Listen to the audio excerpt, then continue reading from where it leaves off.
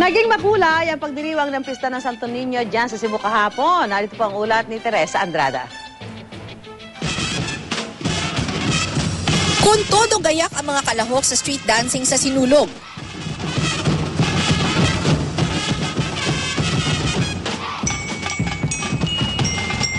At sa bawat indak, kitang-kita ang kanilang galak para sa Poong Santo Niño.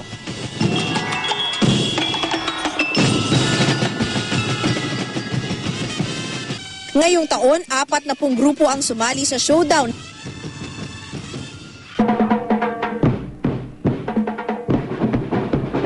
Sa Tondo, Maynila, buhay na buhay ang bawat kalyeng. Ang ilang residente nagbitbit ng imahe ng Poon na isinayaw pa sa bawat pira ng tambol.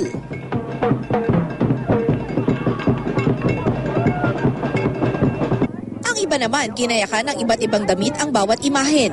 Naki-Viva Pit Senyor din ang ilang taga-Midsayap sa kanilang Halad Festival. May exhibit din ng mga imahe ng Niño. Sa gitna ng mga pagdiriwang, paalala ng CBCP, sana raw tularan si Santo Niño na maging mabuting tagasunod sa utos ng Diyos Ama.